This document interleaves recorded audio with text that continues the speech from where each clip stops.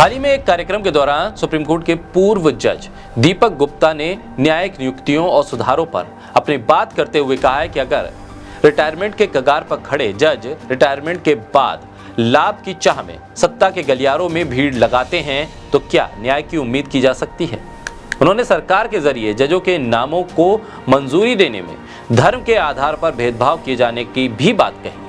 ये दो बड़े सवाल उन्होंने उठाए हैं और ऐसे में सवाल ये भी उठता है कि सरकार आखिर किस तरह से इस जुडिशियल सिस्टम को चलाना चाहती है और फिर जब यहाँ से कोई जज रिटायर होता है तो उसे किस तरह का इनाम देना चाहती है। हाल के दिनों में सुप्रीम कोर्ट के जज रिटायर होते ही या तो राज्यसभा चले गए या फिर राज्यपाल बन गए, जिसको लेकर सवाल उठ रहे हैं कि आखिर इतनी आतुरता, इतनी व्याकुलता क्यों है राजनीतिक पदों के लिए। आखिर ऐसे जज जो जज के तौर पर फैसले देते हैं और फिर रिटायर होने के बाद राजनीतिक पदों पर चले जाते हैं, तो क्या उनके जरिए दिए गए फैसलों को निष्पक्ष माना जाए।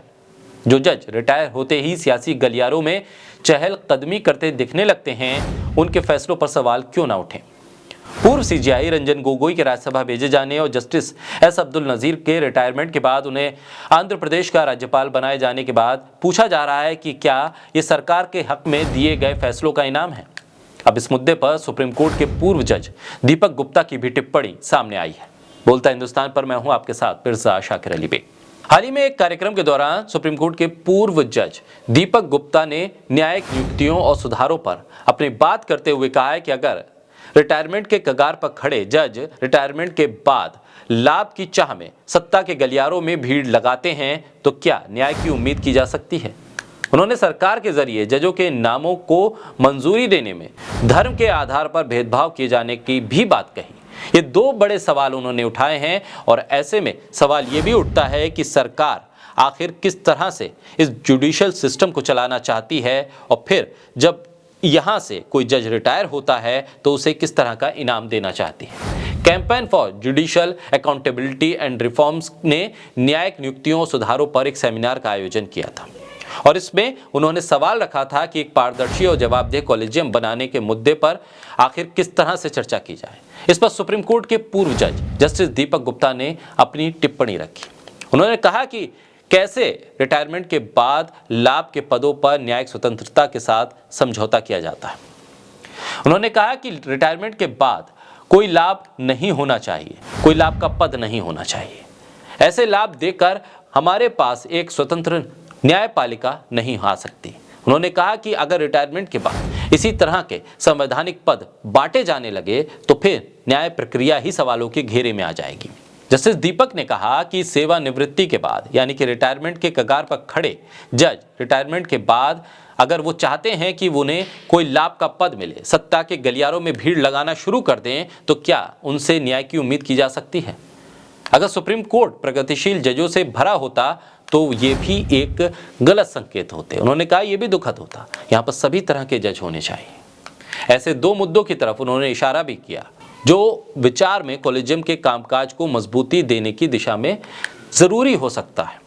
उन्होंने कहा कि पहला यह है कि सभी संवैधानिक न्यायालयों के न्यायाधीशों के लिए एक सामान्य सेवानिवृत्ति की आयु हो। दूसरा, रिटायरमेंट के बाद मिलने वाले लाभ के पदों को समाप्त किया जाए, यानी कि रिटायरमेंट के बाद जो फायदा लेना चाहते हैं सरकार से उस पर लगाम लगाई जाए। उन्होंने कहा कि हाईकोर्ट के स्तर पर ही अगर हम सही जजों को नियुक्त करेंगे तो सुप्रीम कोर्ट में ज़्यादातर जज भी सही आएंगे, क्योंकि ज़्यादातर नियुक्तियां हाईकोर्ट से ही सुप्रीम कोर्ट में होती हैं। ऐसे में अगर हम हाईकोर्ट में ही सही जजों को नियुक्त नहीं कर पाएंगे तब सुप्रीम कोर्ट में अच्छे जज कैसे आएंगे। ये कई बड़े सवालों की तरफ इशारा भी करता है। साथ ही जस्टिस गुप्ता ने एक बड़ा खुलासा भी किया कि कैसे धर्म के नाम पर, धर्म की आड़ में सरकार न्यायपालिका के साथ भी शोषण कर रही है। कैसे उम्मीदवारों का धर्म सरकार के जरिए उनके नामों पर विचार करने की समय सीमा को बढ़ा देता है। उन्होंने कहा है कि आमतौर पर सरकार किसी सिफारिश को अगर मंजूर करती है तो उसमें 100 दिन लगते हैं, लेकिन अगर वही उम्मीदवार कोई ईसाई हो तो उसमें 266 दिन का जिक्र उन्होंने किया।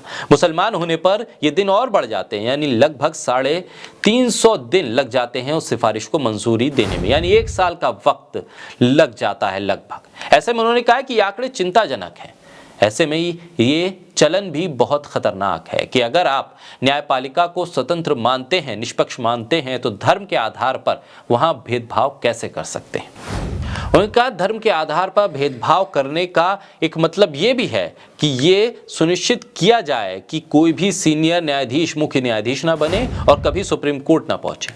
इसलिए ये तमाम चीजें पब्लिक डोमेन में भी होनी चाहिए ताकि इस पर सवाल किए जा सके सरकार से, और सवालों से अगर सरकार घबराती है तभी इन तमाम चीजों पर पर्दा डालती है। ऐसे में सुप्रीम कोर्ट के पूर्व जज की तरफ से अगर ये टिप्पणी आती है तो इसके मायने भी बड़े होते हैं, और ये तमाम चीजें अगर संदेह के घेरे में हैं तो इससे पर्दा हटाने का काम भी सरकार को करना होगा।